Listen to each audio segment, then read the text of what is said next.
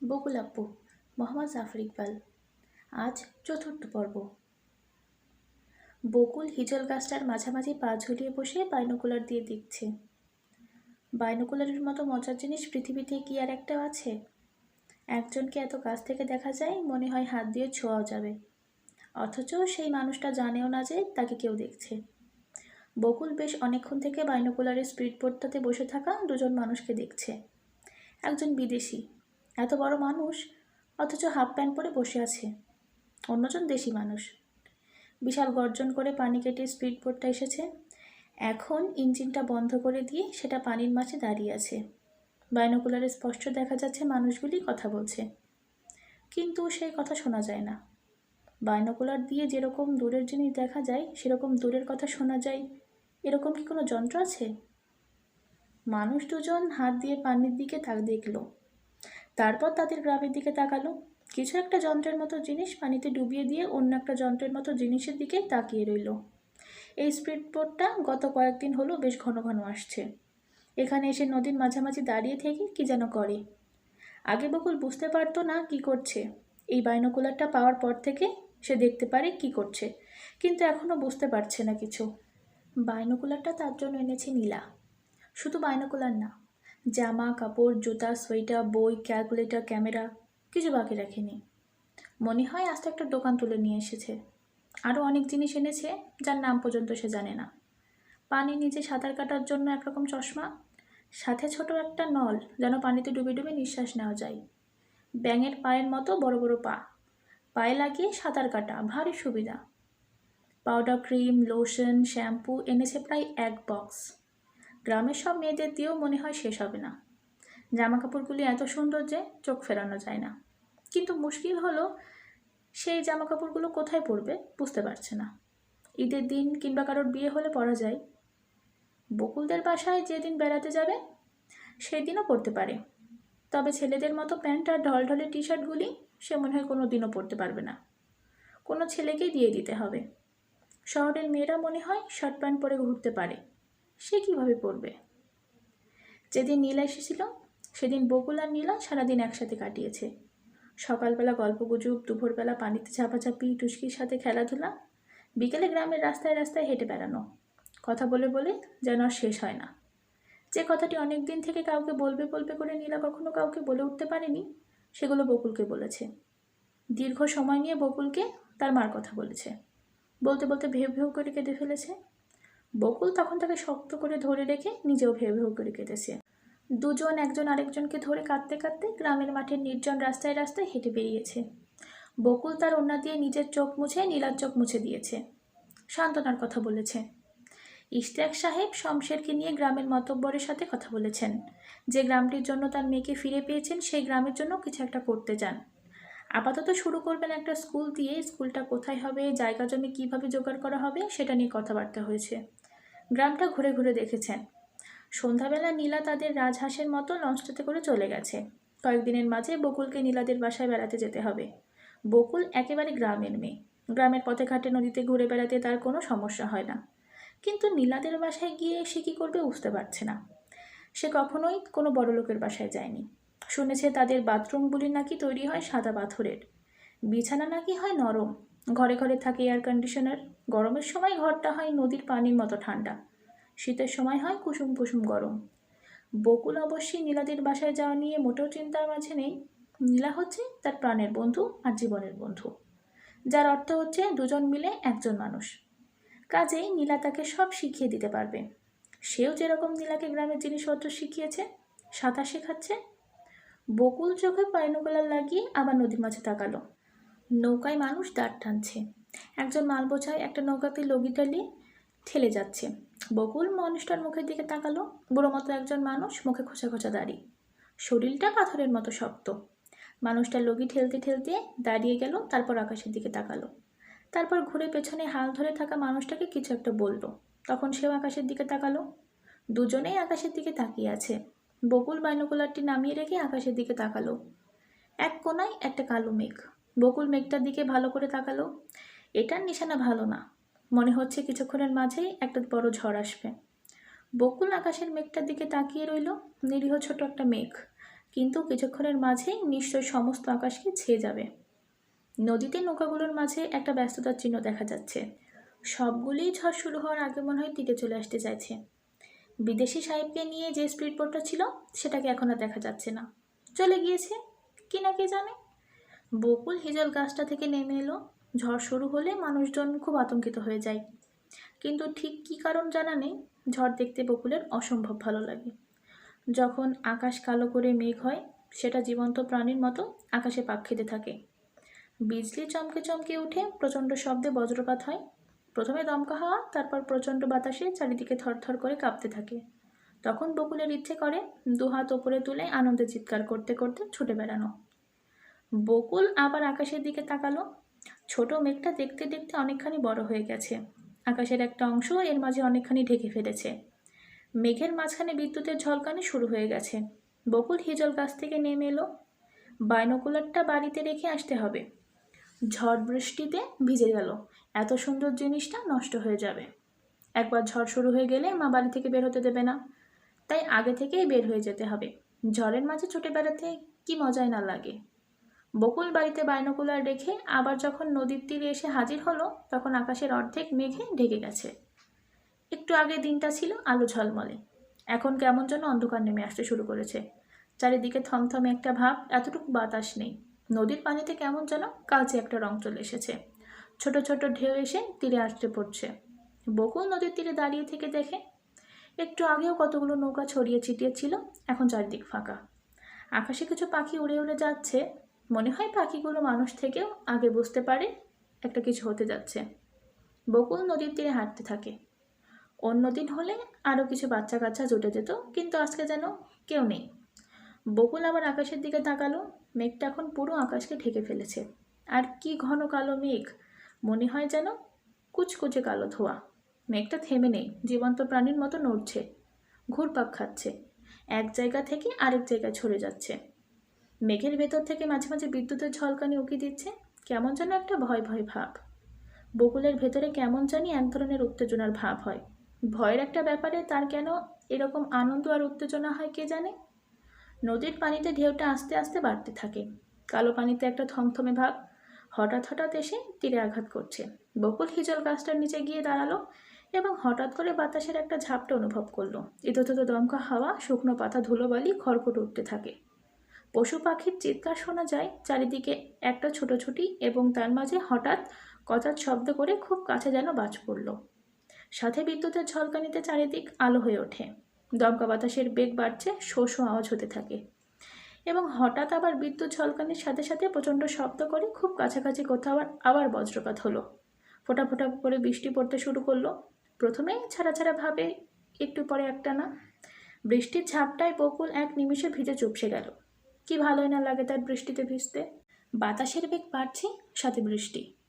এমনিতে বৃষ্টির ফোঁটার মাঝে কোমল আদর করার একটা ভাব থাকে, কিন্তু ঝড়ের সময় বৃষ্টির ফোঁটাগুলো হয় রাগী এবং তেজি, শরীরের মাঝে এসে বিঁধে তীরের মতো। বকুল বৃষ্টিতে ভিজতে ভিজতে নদীর তীরে হাঁটতে থাকে। বাতাস মনে হয় তাকে উড়িয়ে নিয়ে যাবে, কিন্তু সে পরোয়া করে না। দুই হাত ওপরের দিকে তুলে চিৎকার করে বলে, জোরে, আরও জোরে, আরও জোরে ঝড় আসে। বিদ্যুতের ঝলকানির সাথে সাথে প্রচণ্ড শব্দ করে বজ্রপাত হচ্ছে। আকাশ তীরে আলোর ঝলকানি নেমে আসছে নিচে। নদীর কালো পানি প্রচণ্ড আক্রোশে যেন ফুঁসে উঠছে, ভেঙে চলে যেন ধ্বংস করে দেবে চারদিক। বকুল নদীর তীরে তাকিয়ে তাকিয়ে ঝড়ের শব্দ শুনতে থাকে। হঠাৎ করে সে ঝড়ের শব্দ ছাপিয়ে আরও একটা শব্দ শুনল, স্পিড বোটের ইঞ্জিনের শব্দ। শব্দটি একটানা নয়, ছাড়া ছাড়া। মনে হচ্ছে নদীর ঢেউ আর ঝড়ের সাথে যুদ্ধ করতে করতে স্পিড বোটটা এগিয়ে যাওয়ার চেষ্টা করছে। এই প্রচণ্ড ঝড়ে পুরোপুরি মাথা খারাপ না হলে কেউ নদীতে স্পিড বোট চালানোর চেষ্টা করে? বিদেশি সাহেবটা নিশ্চয়ই এই দেশের কালবৈশাখীর কথা শোনেনি, বুঝতেই পারেনি এত তাড়াতাড়ি এত বড় একটা ঝড় শুরু হতে পারে। বকুল তীক্ষ্ণ দৃষ্টিতে নদীর দিকে তাকিয়ে স্পিড বোটটা দেখার চেষ্টা করলো। ঝড়, বৃষ্টি, ফুলে ওঠা ঢেউয়ের জন্য কিছুই দেখা গেল না। আকাশ কালো হয়ে আছে, বৃষ্টির ছাটে চোখ খুলে আর দেখা যায় না। আবার আকাশ ছিঁড়ে একটা বিদ্যুতের ঝলকানি নিচে নেমে এলো, আর সেই আলোতে বকুল দেখতে পেল নদীর মাঝামাঝি স্পিড বোটটা প্রচণ্ড ঢেউয়ে ওলট পালট করছে। ভেতরে মানুষ আছে কিনা সেটাও বোঝা যাচ্ছে না। স্পিড বোটের ইঞ্জিনটা আবার একবার শব্দ করলো, তারপর আবার ক্ষীণ হয়ে প্রায় থেমে গেল। একটু পরে আবার একটু গর্জন করে উঠল বিদ্যুতের আলোতে। আবার দেখতে পেল স্পিডবোটটা বিশাল ঢেউয়ের ওপর অসহায়ভাবে নাচানাচি করছে। স্পিডবোটটা নিশ্চয় ডুবে যাবে। বকুল ফিসফিস করে বলল, হে খোদা, তুমি মানুষগুলিকে বাঁচাও, যেভাবে পারো বাঁচাও। প্রচণ্ড ঝড়ে নিজেকে কোনো মতে স্থির করে রেখে বকুল তীক্ষ্ণ চোখে নদীর দিকে তাকিয়ে থাকে। গ্রামের বিভিন্ন বাড়ি থেকে হইচই শোনা যাচ্ছে। বড় ঝড় হলে আজান দেওয়া শুরু হয়। বকুল কান পেতে শুনতে পেল মণ্ডল বাড়ি থেকে আজানের শব্দ ভেসে আসছে। ঝড়ের প্রচণ্ড শব্দ, বিদ্যুৎ, বজ্রপাত, বৃষ্টির মাঝে মানুষের আর্তচিৎকারের মাঝে আজান শুনলে কেমন জানি আতঙ্কের মতো মনে হয়। বকুল সেই ভয়ঙ্কর পরিবেশে দাঁড়িয়ে বৃষ্টিতে ভিজতে ভিজতে নদীর দিকে তাকিয়ে রইল। আরেকবার বিজলি চমকানোর সাথে সাথে বকুল দেখল স্পিডবোটটি নেই। বকুল নিঃশ্বাস বন্ধ করে তাকিয়ে থাকে। প্রচণ্ড ঝড়ে দাঁড়িয়ে থাকতে তার রীতিমতো যুদ্ধ করতে হচ্ছে বৃষ্টির ছাটে। চোখ খুলে রাখা যাচ্ছে না। তবু সে চোখ খুলে তাকিয়ে রইল পরের বিদ্যুৎ ঝলকানোর জন্য। সত্যি সত্যি আরেকবার বিদ্যুৎ চমকে উঠল। বকুল দেখল স্পিডবোটটি নেই। নদীর প্রবল ঢেউয়ে দুজন মানুষের মাথা ভাসছে, হাত নড়ছে কিছু একটা ধরে ভেসে থাকার চেষ্টায়। স্রোতের টানে মানুষগুলো ভেসে যাচ্ছে দক্ষিণে। শুধু তাই নয়, বকুলের মনে হলো ঝড়ের শব্দ, বৃষ্টির শব্দ, বাতাসের শব্দ ছাপিয়ে সে শুনতে পেল মানুষের আর্তচিৎকার। ডুবে যাবে মানুষগুলি। বকুলের মাথায় বিদ্যুৎ ঝলকের মতো খেলে গেল। কিছু একটা করা না গেলেও মানুষ দুটি ভেসে যাবে। কেউ আর তাদের বাঁচাতে পারবে না। এই প্রচণ্ড ঝড়ে মানুষ দুজন কিছুতেই সাঁতরে তীরে আসতে পারবে না। ঢেউয়ের ধাক্কায় শেষ হয়ে যাবে দুজনে। কিছু একটা করতে হবে বকুলের। গলা ফাটিয়ে চিৎকার করতে লাগলো বকুল, কিন্তু ঝড়ের প্রচণ্ড শব্দে কেউ তার চিৎকার শুনতে পেল না।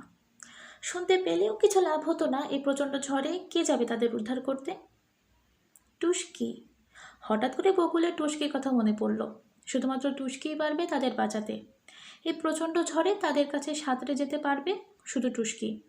বকুল ছুটে গেল হিজল গাছটার কাছে। ঝড়ে ডালগুলি নড়তে মনে হচ্ছে যেন বৃষ্টিতে ভিজে পিছলে হয়ে যাচ্ছে গাছটি। সাবধানে নিচের ডালে উঠে দাঁড়ালো বকুল।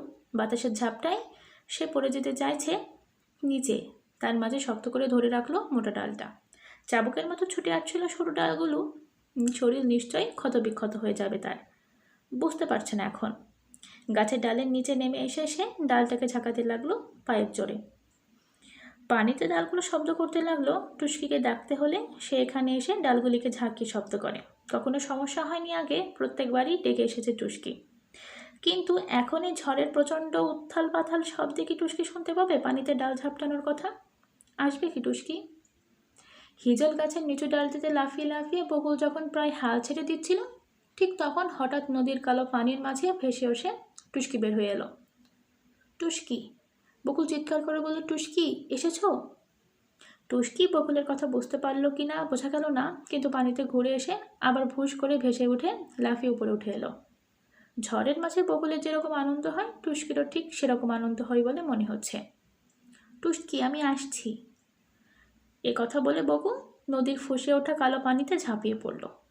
অন্ধকার পানিতে ডুবে যাওয়ার সাথে সাথে হঠাৎ করে ঝড়ের প্রবল গর্জন, বাতাসের শব্দ, বৃষ্টির ছাট সব কিছু অদৃশ্য হয়ে একটা শুমশান নীরবতা চলে এলো। পানির নিচে ডুবে থাকে আবার ডাকলো বকুল, টুস্কি। মুখ থেকে বাতাসের বুদবুদ বের হয়ে এলো তার কথার সাথে সাথে। বকুল হঠাৎ তার নিচে টুস্কির মসৃণ শরীরের স্পর্শ অনুভব করলো। সাথে সাথে জাপটে ধরে পা দিয়ে পেটে একটা খোঁচা দিল টুস্কিকে। টুস্কি বকুলকে পিঠে নিয়ে ছুটে নিয়ে পানির ওপরে লাফিয়ে উঠে আবার পানিতে আছড়ে পড়ল। টুস্কি ভাবছে বকুল বুঝি তার সাথে খেলার জন্য তাকে ডেকে এনেছে। বকুল টুস্কির গলা জড়িয়ে ধরে মাথার কাছে বার কয়েক থাবা দিল। চাপা গলায় চিৎকার করে বলল, সামনে সামনে চল, মানুষ ডুবে যাচ্ছে। টুস্কি বকুলের কথা বুঝতে পারলো কি না বোঝা গেল না, কিন্তু হঠাৎ গতি পাল্টে নদীর গভীরের দিকে রওনা দিল। প্রচণ্ড ঝড়ে মনে হচ্ছে সব ধ্বংস হয়ে যাবে। পানির ঢেউয়ের আঘাতে তলিয়ে নিচ্ছে সব কিছু। তার মাঝে তীরের মতো ছুটে যেতে থাকলো টুস্কি। তার গলা ধরে শক্ত করে ঝুলে রইল বকুল। মানুষ দুটি ভেসে ভেসে যেখানে চলে যেতে পারে মোটামুটি সেদিকেই টুস্কি যাচ্ছে। পানির নিচে দিয়ে যেতে চায় মাঝে মাঝে। নিঃশ্বাস বন্ধ হয়ে আসতেই খোঁচা দিয়ে টুস্কিকে উপরে তুলে আনতে হয় তখন নিঃশ্বাস নেওয়ার জন্যে। প্রচণ্ড ঢেউ, বৃষ্টির ঝাপটা আর বাতাসের শোষো শব্দে মাঝে বকুল টুস্কির পিঠে ছুটে যেতে থাকে। নদীর মাঝামাঝি পানির প্রচণ্ড স্রোত। বকুল মাথা তুলে তাকালো, কাউকে দেখা যাচ্ছে কিনা খোঁজার চেষ্টা করলো, কিন্তু কেউ নেই। বকুল টুস্কির পিঠে থাবা দিয়ে আবার ছুটে চলল সামনে। গোল হয়ে ঘুরে এলো একবার। এখনও কাউকে দেখা যাচ্ছে না। টুসকি মাথা তুলে চিৎকার করে একবার ডাকলো, কোথায় কোথায় কে? সাথে সাথে মানুষের ক্ষীণ একটা চিৎকার শুনতে পেল, এই যে এখানে। বকুল গলার আওয়াজ লক্ষ্য করে টুসকিকে সেদিকে নিয়ে যেতে থাকে। কিছুক্ষণের মাঝেই সে মানুষ দুজনকে দেখতে পায়। হুটোপুটি করে ভেসে থাকার চেষ্টা করছে দুজন। নদীর প্রবল স্রোতে ভেসে যাচ্ছে দুজনে। বকুল চিৎকার করে বলল, আসছি আমি। টুসকি প্রথমে অপরিচিত মানুষ দুজনের কাছে যেতে রাজি হচ্ছিল না। বকুলকে বার কতক চেষ্টা করে তাকে রাজি করাতে হলো। টুসকির কাছে যেতেই একজন ঝাঁপিয়ে পড়ে টুসকিকে ধরতেই টুসকি গা ঝাড়া দিয়ে পানির নিচে ডুবে গেল। বকুল টুসকিকে ছাড়ল না, পা দিয়ে পেটে খোঁচা দিতে আবার তুলে আনলো ওপরে। বকুল আবার টুসকিকে কাছে নিয়ে হাত বাড়িয়ে বলল, আমার হাত ধরেন। মানুষটা তার হাত জাপটে ধরল। বকুল মানুষটাকে কাছে টেনে এনে চিৎকার করে বলল, টুসকির গায়ে হাত দেবেন না, আপনাকে চেনে না, ধাক্কা দিয়ে ফেলে দেবে। বৃষ্টি আর ঝড়ের শব্দে বকুলের কথা শুনতে পেল না মানুষটা। চিৎকার করে বলল, কি? বকুল আবার বলল চিৎকার করে। মানুষটা এবারে কথা বুঝতে পারল। বকুল এবারে তৃতীয় মানুষটার কাছে নিয়ে গেল টুসকিকে। পানিতে ভেসে যাবে না, কেউ একজন এসেছে সাহায্য করতে, এই ব্যাপারটাই মানুষ দুজন খুব সাহস ফিরে পেয়েছে। বকুল টুসকিকে নিয়ে কাছে গিয়ে বিদেশি সাহেবটা সাবধানে বকুলের শরীর জাপটে ধরল। বকুল তখন টুসকিকে ইঙ্গিত দিতে সেটা তীরের কাছে সাঁতার কাটতে থাকে। দুষ্টুমি করার জন্যই কি না কে জানে, মাঝে মাঝে টুসকি পানির গভীরে চলে যাচ্ছিল। যখন ওদের নিঃশ্বাস বন্ধ হওয়ার উপক্রম হচ্ছিল, তখন আবার হুশ করে পানির ওপরে উঠে আসছিল। স্রোতের বিপরীতে সাঁতার কেটে তীরে আসতে আসতে দীর্ঘ সময় লেগে গেল। ততক্ষণে ঝড়ের গতি বেশ কিছুটা কমেছে। নদীর তীরে বেশ কিছু মানুষ জমা হয়েছে ব্যাপারটা দেখার জন্য। হিজল গাছের নিচে এসে টুসকি পানিতে ডুবে গেল। মানুষ দুজন তখন বকুলকে ছেড়ে দিয়ে কোনো মতে উপরে উঠে আসার চেষ্টা করে। নদী তীরে যারা দাঁড়িয়েছিল তারা এসে মানুষ দুজনকে টেনে উপরে তুলে নিয়ে আসে। নদী তীরে একটা হইচই শুরু হয়ে যায়। তাদের দুজনকে কোথায় নেবে, কি করবে, সেটা নিয়ে বাকবিতণ্ডা হতে থাকে। বকুল সেটা দেখার জন্য আর দাঁড়ালো না। একটু আগে সে যেটা করেছে তার জন্য বাড়িতে বাবা মার কাছে যে কপালে অনেক বড় দুঃখ আছে, সেটা বুঝতে বকুলের খুব বেশি দেরি হলো না। ঝড়টা যেরকম হঠাৎ করে এসেছে, ঠিক সেরকম হঠাৎ করে থেমে গেল। সারা গ্রামে অবশ্যই ভাঙা গাছ পাতা ওড়ে আসে, ছাউনি উঠিয়ে নিয়ে চলে গেছে, জিনিসপত্র পড়ে রইল। এই ভয়ঙ্কর ঝড়ের মাঝে বকুল কি করছে? যখন সবেমাত্র সেই খবরটা বের হতে শুরু করেছে এবং বাবা মা আর বড় চাচা বকুলকে বকাবকি করার জন্য প্রস্তুত হচ্ছেন, তখন উত্তেজিত শরীফ এসে খবর দিল একজন বিদেশি সাহেব আর একজন দেশি সাহেব বকুলের সাথে দেখা করতে চায়। বকুল সাথে সাথে বুঝতে পারলো মানুষগুলো কে এবং কেন এসেছে। সে বাইরে বের হয়ে এলো। মানুষ দুজনকে ঘিরে গ্রামের অনেক মানুষ জড়ো হয়েছে। ছোট ছোট বাচ্চারা বেশ অবাক হয়ে বিদেশি সাহেবটাকে দেখছে। তারা হাফ প্যান্ট পরা এরকম বিচিত্র গোলাপি রঙের মানুষ আগে কখনো দেখেনি। দেশি সাহেবটা এগিয়ে এসে বলল, এই মেয়ে, তুই বুঝি সুযোগ নিয়ে আমাদের কাছে গিয়েছিলি? লোকটার কথার ভঙ্গি শুনে বকুলের মাথার মাঝে একটা ছোটোখাটো বিস্ফোরণ হলো। ইচ্ছে হলো লাফিয়ে গেলে মানুষটার টুটি চেপে ধরে। বিদেশি সাহেবটা ইংরেজিতে বলল, হ্যাঁ হ্যাঁ, এই মেয়েটাই, সাহসী মেয়ে, চালাক মেয়ে। দেশি সাহেবটা পকেটে হাত ঢুকিয়ে একটা ভেজা মানিব্যাগ বের করে। সেখান থেকে ভেজা দুটি 500 টাকার নোট বের করে বকুলের কাছে এগিয়ে দিল। বকুলের ইচ্ছে করলো খামচি দিয়ে মানুষটার মুখ রক্তাক্ত করে দেয়, কিন্তু সে কিছুই করলো না, চুপ করে দাঁড়িয়ে রইল। মানুষটি বলল, নেই। বকুল চারদিকে তাকালো। অনেক মানুষ দাঁড়িয়ে আছে তাদের ঘিরে। বাম দিকে মণ্ডল বাড়ির সাদাসিধে কামলাবাদীও আছে, ছোট মুখে সরল একটা বিষয় নিয়ে দেখছে। বকুল হাত বাড়িয়ে টাকাটা নিয়ে বদির দিকে এগিয়ে দিতেই বদিতে এগিয়ে এসে লোভীর মতো ছো মেরে নোট দুটি নিয়ে নিল। দেশি সাহেব আহত গলায় বলল, এটা 20 টাকার নোট না, 500 টাকার নোট। বকুল বদির দিকে তাকিয়ে বলল, বদি ভাই, এগুলো 500 টাকার নোট। বদি চকচকে চোখে মাথা নেড়ে বলল, কোনো সমস্যা নাই। দেশি সাহেবটা অবাক হয়ে বকুলের দিকে তাকিয়ে রইল। তার মুখে অপমানের একটা ছায়া পড়েছে। মানুষটা বকুলের দিকে তাকিয়ে আমতা আমতা করে বলল, তুই? বকুল মুখ শক্ত করে বলল, তুই না, তুমি। মানুষটির মুখ অপমানে লাল হয়ে যায়। একবার ঢোক গিলে বলল, মানে বলছিলাম আমার ব্যাগে আসলে টাকা নেই, তাই মানে তোমাকে। বকুল বলল, আপনার সাথে আমার কথা বলার সময় নাই, স্কুলের পড়া করতে হবে, আমি গেলাম। তারপর মানুষটাকে কোনো কথা বলার সুযোগ না দিয়ে সে বাড়ির ভেতরে চলে আসে। রাগে, দুঃখে, অপমানে তার চোখে পানি চলে এসে থাকে। তাকে ঘিরে যদি এতগুলো মানুষ না থাকতো, তাহলে সে কি খামচি দিয়ে লোকটার মুখে আশ্রয় দিত না? প্রথম দিন বকুল ব্যাপারটাকে বেশ গুরুত্ব দিল না। হিজল গাছটার ডালটাকে পানিতে ঝাপটিয়ে শব্দ করার পরেও টুসকি এলো না। হতে পারে নদীর নিচে কিংবা এত দূরে কোথাও গেছে যে তাকে যে ডাকা হচ্ছে সেটা যে শুনতে পায়নি। দ্বিতীয় দিনে ব্যাপারটিকে বকুল বেশ চিন্তার মাঝে পড়ে যায়। সারাদিনই সে ছাড়া ছাড়াভাবে টুসকিকে ডেকেছে, কিন্তু টুসকির দেখা নেই। তৃতীয় দিন বকুল ঘুম থেকে উঠল একটা চাপা দুশ্চিন্তা নিয়ে, যদি আজকেও টুসকিকে পাওয়া না যায়। সত্যি সত্যি সারাদিন টুসকিকে ডাকাডাকি করেও কোনো লাভ হলো না। বকুলের ইচ্ছে হলো সে চিৎকার করে কাঁদে। বিকেলবেলা যখন কেউ আশেপাশে নেই তখন সে সত্যি সত্যি খানিকক্ষণ কাঁদল। কোথায় গেল তার টুসকি? তাকে ছেড়ে চলে গেছে? সেটা তো হতে পারে না। দেখতে দেখতে আরও 2 দিন কেটে গেল, এখনও টুসকির কোনো দেখা নেই।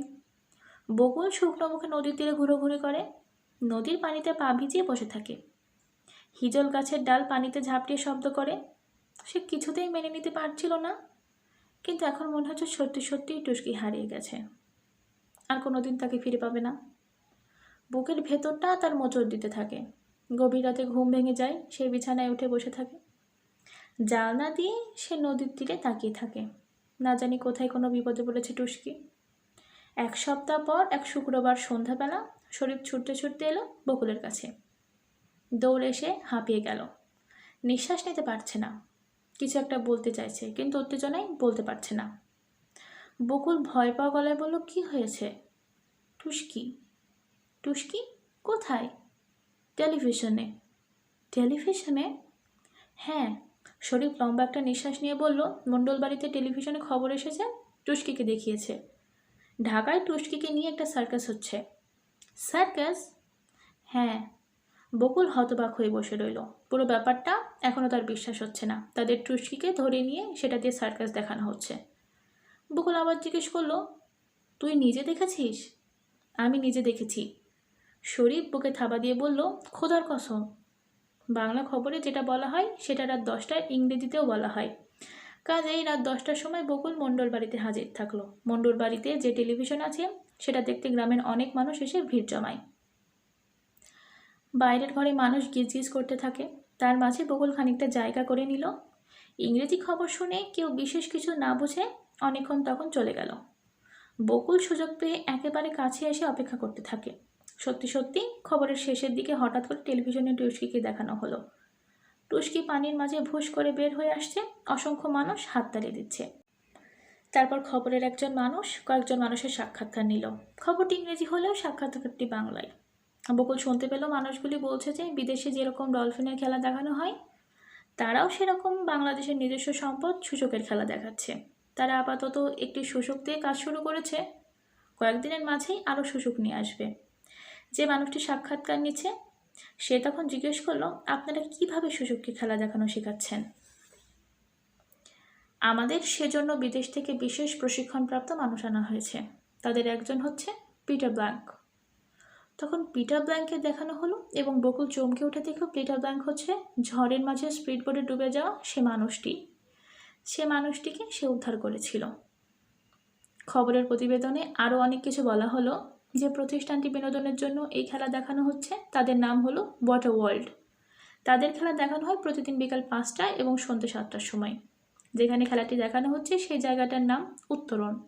বনানীর কাছাকাছি সেটি একটি নতুন এলাকা।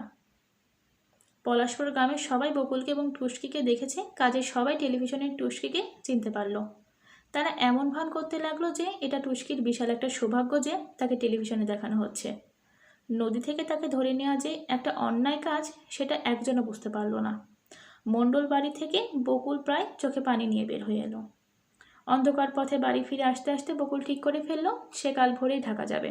নীলাকে ঘটনাটা খুলে বললে নীলার আব্বু নিশ্চয় কিছু একটা ব্যবস্থা করতে পারবেন। তার কাছে নীলার ঠিকানা আছে। ঢাকা শহরে গেলে নীলার বাসা খুঁজে বের করা কঠিন হওয়ার কথা নয়। রাতে বিছানায় শুয়ে শুয়ে বকুল কিভাবে কি করবে চিন্তা করতে থাকে। একা একা ঢাকা পৌঁছাতে মনে হয় সবচেয়ে কঠিন অংশটুকু। সে যদি মেয়ে না হয় ছেলে হতো তাহলে কোনো সমস্যা ছিল না। 12-13 বছরের একটা মেয়ে একা একা ঢাকা যায় না, কিন্তু তাকে যেতেই হবে। তাদের স্কুল থেকে মাইলখানেক উত্তরে ঢাকা যাওয়ার রাস্তা, সেখানে ঢাকা যাওয়ার বাস থামে। কোনোভাবে সেটাতে উঠে পড়লে একটা কিছু ব্যবস্থা হয়ে যাবে। সঙ্গে আর কাউকে নিতে পারলে হতো, কিন্তু চিন্তা ভাবনা করে সে একাই যাবে বলে ঠিক করলো। ঢাকা যাওয়ার জন্য কিছু পয়সা দরকার। সে তার পয়সা জমানোর কোটোয় যে পয়সা জমিয়ে এসেছে সেটা মনে হয় যথেষ্ট নয়। বাজারে রহমত চাচার মনোহারি দোকান থেকে বাবার কথা বলে কিছু টাকা ধার করা যেতে পারে। বেশ কিছুদিন আগে একবার বাবা তাকে দিয়ে কিছু টাকা আনিয়ে নিয়েছিল। স্কুলের বেতনের কথা বলে মায়ের কাছ থেকে কিছু টাকা নেওয়া যেতে পারে। পরদিন সকালে স্কুলে যাওয়ার কথা বলে সে তার গ্রামের বাচ্চাদের সাথে বের হলো। মাকে স্কুলের বেতনের কথা বলে কিছু টাকা নিয়েছে, নিজের জমানো খুচরা টাকাও আছে সাথে। বাজারের পাশ দিয়ে যাওয়ার সময় বাবার কথা বলে রহমত চাচার কাছ থেকে কিছু টাকা নিল। এখন ঢাকা যাওয়ার এবং ঢাকায় পৌঁছানোর পর নীলার বাসায় যাওয়ার জন্য রিক্সা ভাড়াটুকু উঠে গেছে মনে হয়। স্কুলের কাছাকাছি পৌঁছে যে তার বই খাতা রতনের কাছে দিয়ে বলল বিকেলবেলা সেগুলি তোর বাসায় পৌঁছে দিতে। রতন চোখ কপালে তুলে বলল, সে কি? তুমি কোথায় যাচ্ছ বকুল আপু? ঢাকায়। ঢাকায়? কার সাথে? একা। রতন মুখ হাঁ করে বলল, একা? হ্যাঁ, টেলিভিশনে দেখিসনি টুস্কিকে চুরি করে নিয়েছে? রতন মাথা নাড়ল। সে নিজে দেখেনি, কিন্তু ঘটনাটার কথা শুনেছে। সে ঢোক গিলে বলল, তুমি কি করবে? টুস্কিকে বাঁচাতে হবে না? কেমন করে বাঁচাবে? সময় হলে জানবি। যদি বিকেলের মধ্যে ফিরে না আসি তাহলে বাড়িতে বলিস আমি নীলাদের বাসায় আছি। তোমার বাড়িতে চিন্তা করবে না বকুল আব্বু? সেটা তো করবেই। বলিস নীলা আর তার আব্বু গাড়ি করে এসে আমাকে নিয়ে গেছে, তাহলে বেশি চিন্তা করবে না। বলতে পারবি তো? রতন দুর্বল গলায় বলল, পারবো। যদি না বলিস তোর মাথা ছিঁড়ে ফুটবলের মতো কিক দিয়ে নদীর ওই পারে পাঠিয়ে দিব, মনে থাকে যেন। রতন আবার ঢোক গিলে বলল, তার মনে থাকবে। ঢাকায় যাওয়ার অংশটুকু নিয়ে সে যত ভয় পেয়েছিল দেখা গেল ব্যাপারটা তত কঠিন হলো না। ছাদে এবং ভেতরে মানুষের বোঝাই গাদাগাদি ভিড়ের একটা বাসে উঠে যাওয়ার সময় সবাই মনে করতে লাগলো যে কারোর সাথে উঠেছে। কন্ডাক্টর ভাড়া নেওয়ার সময় বুঝতে পারলো সে একা। তখন বকুল ভান করতে লাগলো তার সাথে যে এসেছে সে বাসের ছাদে উঠেছে। কন্ডাক্টর ভাড়া পেয়ে খুশি। কে কার সাথে এসেছে, কে ছাদে উঠেছে এবং কে নিচে বসেছে সেটা নিয়ে সে মাথা ঘামালো না। ঢাকা শহরে নেমেই নীলার বাসায় যাওয়া নিয়ে একটা বড় সমস্যা হলো। যেখানে বাসে নেমেছে সেখান থেকে কোনো রিকশায় নীলাদের বাসায় যেতে রাজি হলো না। সেটা নাকি অনেক দূর। কি করবে সেটা নিয়ে যখন বকুল খুব দুশ্চিন্তায় পড়ে গেছে তখন হঠাৎ করে তার ফোন করার কথা মনে পড়ল। রাস্তায় হাঁটতে হাঁটতে সে একটা দোকান পেয়ে গেল যার বাইরে বড় বড় করে লেখা ফোন ফ্যাক্স। ভেতরে ঢুকে মানুষটাকে নীলাদের বাসায় টেলিফোন নম্বরটা দিতেই মানুষটা তাকে নম্বরটা ডায়াল করে টেলিফোনটা এগিয়ে দিল। বকুলের আগে জীবনে টেলিফোনে কথা বলেনি, কি করতে হয় সে জানেও না। রিসিভারটা কানে লাগিয়ে সে কিছু একটা শোনার চেষ্টা করতে থাকে। খানিকক্ষণ পিপি একটা শব্দ হয়ে হঠাৎ সে একটা মেয়ের গলা শব্দ শুনতে পেল। হ্যালো, নীলা? হ্যাঁ, আপনি কি বলছেন? নীলা, আমি বকুল। বকুল? টেলিফোনে নীলা একটা বিকট চিৎকার দিল। তুমি কোথা থেকে কথা বলছো? ঢাকা থেকে। ঢাকা কোথায়? কার কাছে এসেছো? কখন এসেছো? একসাথে এত কিছু জিজ্ঞেস করো না, আমি এক্ষুনি এসেছি। কার কাছে? তোমার কাছে, খুব দরকার। নীলা শঙ্কিত গলায় বলল, কি হয়েছে? টুস্কি চুরি হয়ে গেছে। কি বললে? নীলা চিৎকার করে বলল, কি বললে? টুস্কিকে চুরি করে নিয়ে গেছে, আমি টেলিভিশনে দেখেছি। কোথায় দেখেছো? দাঁড়াও, তুমি কোথায়? আমি জানি না। কোথা থেকে ফোন করছো? একটা দোকান থেকে। দোকানটা কোথায়? সেটাও জানি না। তুমি দোকানের কাছে টেলিফোনটা দিয়ে এখানে বসে থাকো, আমি গাড়ি নিয়ে আসছি। অন্য কোথাও যাবে না। ঢাকা শহরে কেউ হারিয়ে গেলে তাকে আর পাওয়া যায় না। ঠিক আছে। নীলা ফোনের দোকানের মানুষের সাথে কথা বলে ঠিকানাটা নিয়ে আধা ঘন্টার মধ্যে বিশাল একটা গাড়ি নিয়ে চলে এলো। গাড়ি করে যেতে যেতে বকুলের কাছে সব কিছু শুনতে শুনতে নীলার চোখ বড় বড় হয়ে ওঠে। জোরে জোরে নিঃশ্বাস নিতে থাকে। কিল মেরে বলল, কত বড় সাহস দেখেছ, আমাদের টুসিকে চুরি করে নিয়ে যায়। এখন কি করবে? তুমি কোনো চিন্তা করবে না, আমি সব ব্যবস্থা করব। আব্বুকে বললেই দেখো আব্বু একটা ব্যবস্থা করবে। বকুল মাথা নাড়ল। নীলার আব্বু নিশ্চয়ই কিছু একটা ব্যবস্থা করতে পারবেন, সে ব্যাপারে বকুলের কোনো সন্দেহ নেই। নীলা একটু ইতস্তত করে বলল, শুধু একটা সমস্যা। কি সমস্যা? আব্বু ঢাকায় নেই। কোথায় গিয়েছেন? সিঙ্গাপুর। কবে আসবেন? নীলা মাথা চুলকে বলল, জানি না। ঢাকার রাস্তায় গাড়ি দুজনকে নিয়ে যেতে থাকে। নীলা হাতে কিল দিয়ে বলল, আমাদেরকে একটা ব্যবস্থা করতে হবে। বকুল ভয়ে ভয়ে বলল, আমাদেরকেই? হ্যাঁ, আমাদেরকেই। আমাকে আর তোমাকে। নীলাদের বাসায় পৌঁছে বকুল একেবারে হতবাক হয়ে গেল। মানুষের বাসা যে এত বড় এত সুন্দর হতে পারে সেটা নিজের চোখে না দেখলে বিশ্বাস করা যায় না। বাসার এক একটা বাথরুম এত বড় যে মনে হয় ভেতরে ফুটবল খেলা যাবে। বকুল হাত মুখ ধুয়ে যে তোয়ালে নিয়ে মুখ মুছল, সেটা এত নরম যে মনে হলো বুঝি ফুলের পাপড়ি দিয়ে তৈরি। বকুল আর নীলা যে খাবারের টেবিলে বসে খেতে বসলো, সেটা কুচকুচে কালো পাথরের তৈরি। টেবিলটি এত মসৃণ যে শুধু হাত বুলিতে ইচ্ছে করে। বকুল আর নীলা খেতে খেতে আলাপ করতে থাকে। নীলা বলল, আব্বু নাই তাই খুব মুশকিল হলো, কিন্তু আব্বু থাকলে যেটা করতেন আমরা সেটাই করব। সেটা কি? শমশের চাচা। নীলা তখন গলা ফাটিয়ে চিৎকার করতে লাগলো, শমশের চাচা, শমশের চাচা। সাথে সাথে প্রায় নিঃশব্দে শমশের চাচা ঢুকলো। বলল, আমাকে ডাকছো নাকি নীলা? হ্যাঁ শমশের চাচা, বকুল একটা খবর নিয়ে এসেছে, একেবারে সর্বনাশ হয়ে গেছে। কি খবর? টুস্কির কথা মনে আছে না? সেটা চুরি হয়ে গেছে। শমশের চাচা নিজের নখের দিকে তাকিয়ে বলল, হ্যাঁ আমি টেলিভিশনে দেখেছি, ওয়াটার ওয়ার্ল্ড নাম দিয়েছে, সেখানে সুযোগদের খেলা দেখানো হয়। নীলা চোখ বড় বড় করে বলল, হ্যাঁ সেখানে টুস্কিকে চুরি করে এনেছে। শমশের কোনো কথা না বলে চুপচাপ দাঁড়িয়ে রইল। নীলা বলল, টুস্কিকে উদ্ধার করতে হবে শমশের চাচা, কতক্ষণ লাগবে?